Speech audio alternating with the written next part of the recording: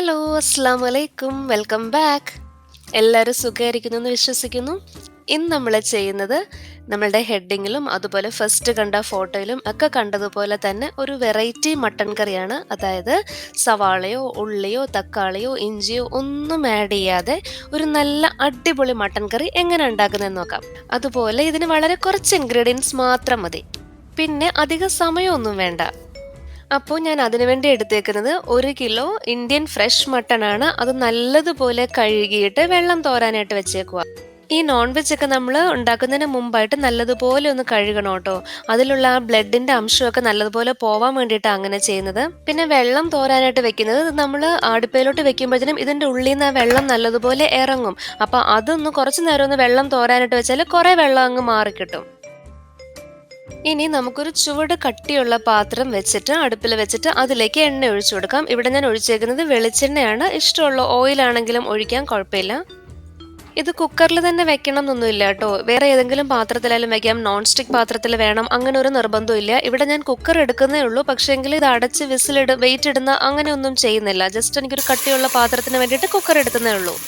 എന്നിട്ട് ഒന്ന് ഇളക്കി കൊടുക്കുക. അത് അടിയിൽ പിടിക്കാതിരിക്കാനായിട്ട്. ഈ വെള്ളത്തിൽ നിന്ന് എണ്ണയിലേക്ക് ചൂട് എണ്ണയിലേക്ക് പോകുമ്പോഴത്തേനും നമ്മൾ അന്നേരം ഇളക്കാതെ വെറുതെ ഇവിടെ വെച്ച് കഴിഞ്ഞാൽ ഏറ്റവും അടിയിൽ കിടക്കുന്ന പീസൊക്കെ അങ്ങ് പിടിക്കും. കാരണം ഇത് നോൺ സ്റ്റിക്കും അല്ലല്ലോ. അപ്പോൾ ഒന്ന് ഇളക്കി കൊടുക്കുക. അപ്പോൾ വീഡിയോ ഫുൾ കണ്ടു നോക്കിയിട്ട് ഇഷ്ടമായിട്ടുണ്ടെങ്കിൽ ലൈക്ക് ചെയ്യാനും അഭിപ്രായങ്ങൾ പറയാനും മറക്കല്ലേ. പിന്നെ ഇത് ഉണ്ടാക്കാനായിട്ട് മട്ടൺ ഉണ്ടെങ്കിൽ നമുക്ക് കൂടുതൽ ഇൻഗ്രീഡിയൻസ് ഒന്നും ഇല്ലാതെ തന്നെ പെട്ടെന്ന് ഉണ്ടാക്കാം കേട്ടോ. അപ്പോൾ മട്ടൺ ഇരിപ്പുണ്ടെങ്കിൽ ഒന്ന് പെട്ടെന്ന് ട്രൈ ചെയ്തോ.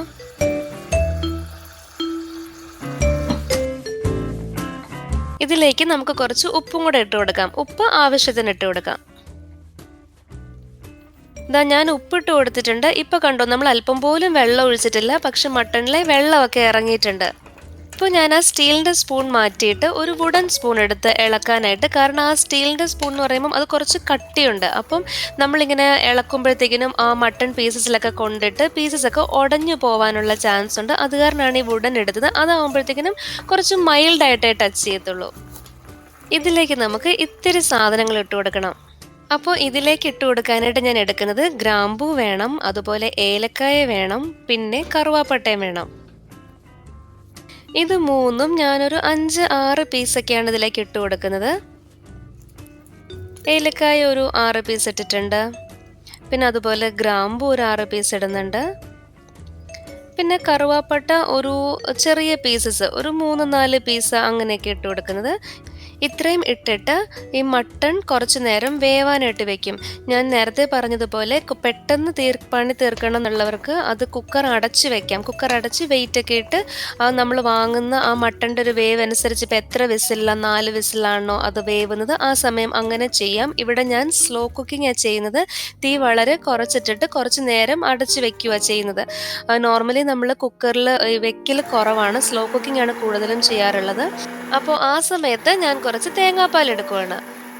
ഇവിടെ നമുക്ക് ഈ പണി രണ്ടും ഈസി ആക്കാനുള്ളൊരു കാര്യം എന്ന് പറഞ്ഞാൽ, ഒന്ന് കുക്കറിൽ വെയിറ്റ് ഇട്ടിട്ട് അത് കുറച്ച് ഫാസ്റ്റായിട്ട് വിസിലടിച്ച് ഒരു 4 വിസിൽ കൊണ്ടൊക്കെ മട്ടൺ വേവുമെങ്കിൽ ആ പണി അവിടെ കഴിയും. അതുപോലെ തേങ്ങാപ്പാൽ എടുക്കുന്ന ഒരു ഡിഫിക്കൽട്ടി അവോയ്ഡ് ചെയ്യാനായിട്ട് റെഡിമെയ്ഡ് തേങ്ങാപ്പാൽ വാങ്ങാൻ കിട്ടുമല്ലോ, അതും യൂസ് ചെയ്യാം കേട്ടോ. പക്ഷെ നമ്മൾക്കിവിടെ റെഡിമെയ്ഡ് ഇഷ്ടമല്ല. അതിൻ്റെ ആ ഒരു ടേസ്റ്റ് യൂസ് ചെയ്തിട്ടുണ്ട്, പക്ഷേങ്കിൽ അധികം ആ ഒരു ഫ്ലേവറിലോട്ട് വലിയൊരു താല്പര്യം ഇല്ലാത്തത് കാരണം ഫ്രഷ് ആണല്ലോ കുറച്ചും കൂടെ നല്ലത്.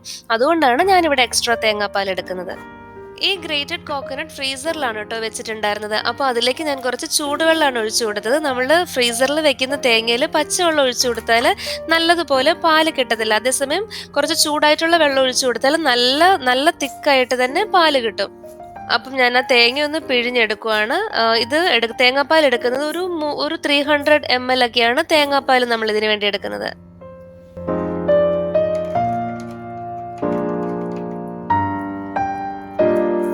അപ്പോൾ നമുക്ക് കുറച്ച് നല്ല കട്ടിയുള്ള തേങ്ങാപ്പാൽ കിട്ടിയിട്ടുണ്ട്. ഇതിൻ്റെ ഞാനിപ്പോൾ ഒരു 300 ml എടുത്തത് കേട്ടോ, 1 കിലോ മട്ടണ്. പക്ഷേങ്കിൽ കൂട്ടാം, അതിന് കുറച്ചും കൂടെയൊക്കെ ഗ്രേവി വേണമെന്നുണ്ടെങ്കിൽ അതിനനുസരിച്ച് തേങ്ങാപ്പാലിൻ്റെ അളവ് കൂട്ടിയാലും ഒരു കുഴപ്പമില്ല. അതിലേക്ക് 1 ടീസ്പൂൺ മഞ്ഞൾപ്പൊടിയാണ് ഇട്ട് കൊടുക്കുന്നത്. ഇതിലേക്ക് ഞാൻ ഇനി ഇടുന്നത് 2 പച്ചമുളകാണ് ഇട്ട് കൊടുക്കുന്നത്. പച്ചമുളകിന്റെ അളവ് നമ്മളുടെ എരിവിന്റെ അളവനുസരിച്ചിട്ട് വ്യത്യാസം വരുത്താം. ഞാനിവിടെ 2 എണ്ണം മാത്രം ഇടുന്നത് എന്തുകൊണ്ടാണെന്ന് വെച്ചാൽ കുട്ടികൾക്ക് അധികം എരിവ് വരുമ്പോഴത്തേക്കിനും അവർ കഴിക്കാൻ മടിയാവും. അതേസമയം 2 പച്ചമുളകാകുമ്പോഴത്തേനും ആ പച്ചമുളകിന്റെ ഫ്ലേവറും വരുന്നുണ്ട്, എന്നാൽ അത് ഒരുപാട് സ്പൈസി അല്ലാത്താനും. അപ്പം നമുക്ക് വേണ്ടി അനുസരിച്ച് വ്യത്യാസം വരുത്താം കേട്ടോ. ഇപ്പം 4 5 എണ്ണമൊക്കെ ഇട്ടാലും അങ്ങനെ വലിയ സ്പൈസി ഒന്നും ആയിരിക്കത്തില്ല, കാരണം ഇതിൽ ഞാൻ മുളക് പൊടി ഇടുന്നില്ലല്ലോ. പിന്നെ ഇത് നമ്മൾ ഉണ്ടാക്കി വരുമ്പോഴത്തേക്കിനും ഇതിൻ്റെ ഒരു കളർ എന്ന് പറയുന്നത് ഒരു യെല്ലോയിഷ് അല്ലെങ്കിൽ ഗ്രീനിഷ് ഷെയ്ഡായിരിക്കും വരുന്നത്. അതേസമയം റെഡ് കളറിലെ കറി വേണമെന്നുണ്ടെങ്കിൽ ഉറപ്പായിട്ടും മുളക് പൊടി ആഡ് ചെയ്യാം. നമ്മൾ ഇങ്ങനെ മട്ടൻ കറി വെക്കുന്നതിൻ്റെ അഡ്വാൻറ്റേജ് എന്ന് പറഞ്ഞാൽ ഉള്ളി പൊളിക്കുന്നതിൻ്റെയോ സവാള അരിയുന്നതിൻ്റെയോ ഒന്നും ഡിഫിക്കൽട്ടി ഇല്ല. കാരണം നമ്മൾ ഇങ്ങനെ ഒരു കറി വെക്കണം തോന്നുമ്പോൾ ആദ്യം മനസ്സിലേക്ക് വരുന്നതിന് ഈ ഉള്ളി പൊളിക്കുന്നതും സവാള അരിയുന്നതും ഒക്കെയാണല്ലോ. അപ്പോൾ ആ ഒരു ഡിഫിക്കൽട്ടി അവോയ്ഡ് ചെയ്ത് കഴിഞ്ഞാൽ തന്നെ നമുക്ക് കറിയൊക്കെ പെട്ടെന്ന് റെഡിയാക്കാം. നമുക്കൊരു 3-4 സാധനം കൂടി ഇട്ട് കൊടുത്താൽ ഓൾമോസ്റ്റ് കഴിയും. അതിന് വേണ്ടിയിട്ട് ആദ്യം ഇടുന്നത് ചുക്കുപൊടി എടുക്കുന്നുണ്ട്, പിന്നെ പെപ്പർ പൗഡർ വേണം, ബ്ലാക്ക് പെപ്പർ പൗഡറാണ്, പിന്നെ വേണ്ടത് പെരുംജീരകപ്പൊടി, പിന്നെ ഗരം മസാല. ഇത്രയും കൂടെ മതി. ഇനി നമ്മൾ നേരത്തെ എടുത്തു വെച്ചിരുന്ന തേങ്ങാപ്പാലില്ലേ, ആ തേങ്ങാപ്പാൽ ഞാൻ ഒഴിച്ചു കൊടുക്കുന്നുണ്ട് ഇതിലേക്ക്.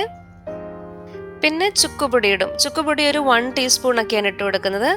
ഇത്രയേ ഉള്ളൂ കേട്ടോ ഫ്ലെയിം ഞാൻ വെച്ചേക്കുന്നത്. ഇതാണ് ഞാൻ പറഞ്ഞത് സ്ലോ കുക്കിങ്ങിലാണ് ചെയ്യുന്നതെന്ന് പറഞ്ഞത്. പിന്നെ പെരുംജീരകപ്പൊടി ഇടുന്നുണ്ട് ഒരു 1 ടീസ്പൂൺ. ഇൻഗ്രീഡിയൻസിന്റെ കറക്റ്റ് മെഷർമെന്റ് വേണമെന്നുണ്ടെങ്കിൽ ഞാൻ ഈ വീഡിയോന്റെ ഏറ്റവും ലാസ്റ്റ് ആഡ് ചെയ്യുന്നുണ്ട് കേട്ടോ. ഇതിൽ നമ്മൾ തക്കാളി ഇടുന്നേ ഇല്ല കേട്ടോ. തക്കാളിക്ക് പകരം ആ ഒരു പുളി കിട്ടാനായിട്ട് ഇവിടെ ഞാൻ യോഗേർട്ട് ആണ് ഇട്ട് കൊടുക്കുന്നത്. യോഗേർട്ട് എടുത്തേക്കുന്നത് ഒരു 200 ml ആണ് യോഗേർട്ട് ഇട്ട് കൊടുക്കുന്നത്. അപ്പോൾ യോഗേർട്ടും കൂടെ ആഡ് ചെയ്തിട്ട് നല്ലതുപോലെ ഒന്ന് ഇളക്കി യോജിപ്പിച്ചിട്ട് നമുക്ക് കുറച്ച് നേരം ഒരു 20 മിനിറ്റ്സ് ഒക്കെ അടച്ചു വെക്കാം. പിന്നെ ഇതാ ഇപ്പോൾ ഒരു 20-25 മിനിറ്റ്സ് കഴിഞ്ഞിട്ടുണ്ട്. അപ്പോൾ നമുക്ക് കാണാം ആ ഗ്രേവി നല്ലതുപോലെ തിളയ്ക്കുന്നുണ്ട്. പിന്നെ അതുപോലെ മട്ടണും ഒക്കെ വെന്തിട്ടുണ്ട്, അത് സോഫ്റ്റ് ആയിട്ടുണ്ട്. നമ്മൾ ആ പീസിൽ ടച്ച് ചെയ്ത് നോക്കുമ്പോഴത്തേനും അതിങ്ങനെ പ്രസ് ആവുന്നുണ്ട്. അപ്പോൾ അതിലേക്ക് ഞാനൊരു 1 ടീസ്പൂൺ കുരുമുളക് പൊടി ആഡ് ചെയ്ത് കൊടുക്കുക.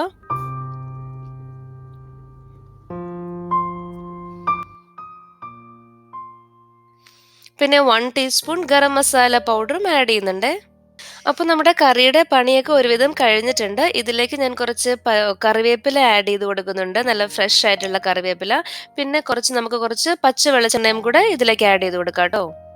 അപ്പോൾ ഞാൻ നേരത്തെ പറഞ്ഞതുപോലെ നമുക്ക് കുറച്ചും കൂടെ ഗ്രേവി വേണം എന്നുണ്ടെങ്കിൽ കുറച്ചുകൂടെ തേങ്ങാപ്പാൽ എടുക്കുക. കുറച്ചുകൂടെ നല്ല കട്ടിയായിട്ടുള്ള തേങ്ങാപ്പാൽ വേണം. തേങ്ങാപ്പാൽ ഒട്ടും കട്ടിയില്ല എന്നുണ്ടെങ്കിൽ ആ ഗ്രേവിക്കൊരു കുറുക്കം ഉണ്ടാവത്തില്ല. പിന്നെ യോഗട്ട് ഒരുപാട് കൂടി പോയാൽ നല്ലപോലെ പുളി ഉണ്ടാവും. നമുക്ക് ഈ ഒരു സ്റ്റേജിൽ ഉപ്പൊക്കെ നോക്കിയിട്ട് ആവശ്യമാണെങ്കിൽ ഉപ്പ് ആഡ് ചെയ്ത് കൊടുക്കാം കേട്ടോ. അപ്പം ഞാനിത് സ്ലോ കുക്കിംഗ് ചെയ്തെങ്കിലും നല്ലതുപോലെ വെന്തിട്ടുണ്ട്. ഞാൻ നേരത്തെ പറഞ്ഞതുപോലെ അങ്ങനെ അത്രയും ടൈം ഇല്ലാന്നുണ്ടെങ്കിൽ കുക്കറിൽ വെച്ചിട്ട് വെയിറ്റ് ഇട്ട് അങ്ങനെ വിസിലൊക്കെ കേട്ട് അങ്ങനെ തന്നെ വേവിക്കാം. ഇതാ കണ്ടോ, ഇപ്പം ഇത് നല്ലതുപോലെ വെന്തിട്ടുണ്ട്, നല്ല ചൂടുണ്ടേ, നല്ല സോഫ്റ്റ് ആയിട്ട് വന്നിട്ടുണ്ട്. അപ്പോൾ മട്ടൺ വെന്തിട്ടുണ്ടോ എന്ന് നോക്കാനായിട്ടൊക്കെ എനിക്കിവിടെ ആള് വന്ന് ഇനിയിപ്പം ജെന്യുവിൻ അഭിപ്രായം കേൾക്കാം എന്താന്നുള്ളത്. അപ്പോൾ എല്ലാവർക്കും ഇഷ്ടമായി എന്ന് വിചാരിക്കുന്നു. ഇഷ്ടമായിട്ടുണ്ടെങ്കിൽ ട്രൈ ചെയ്ത് നോക്കുക. പിന്നെ വീഡിയോ ലൈക്ക് ചെയ്യുക. നിങ്ങളുടെ അഭിപ്രായങ്ങൾ എന്നെ അറിയിക്കണം കമൻറ്റ് ബോക്സിൽ. എന്താ ഫീഡ്ബാക്ക് എന്നുള്ളത് നല്ലതാണെങ്കിലും ചീത്തയാണെങ്കിലും അറിയിക്കുക. അതുപോലെ ചാനൽ സബ്സ്ക്രൈബ് ചെയ്യാത്തവരുണ്ടെങ്കിൽ സബ്സ്ക്രൈബ് ചെയ്യണം കേട്ടോ. അതേപോലെ തന്നെ അതിൻ്റെ കൂടെയുള്ള ബെല്ലൈക്കണിൽ ഓൾ തന്നെ സെലക്ട് ചെയ്യണേ, എങ്കിൽ മാത്രമേ ഉള്ളൂ നോട്ടിഫിക്കേഷൻ കിട്ടുള്ളൂ. അപ്പോൾ ഇനിയുള്ള വീഡിയോസിൻ്റെ നോട്ടിഫിക്കേഷൻ കിട്ടും. അപ്പോൾ കണ്ടു നോക്കുക, അഭിപ്രായങ്ങൾ അറിയിക്കുക. Take care, by.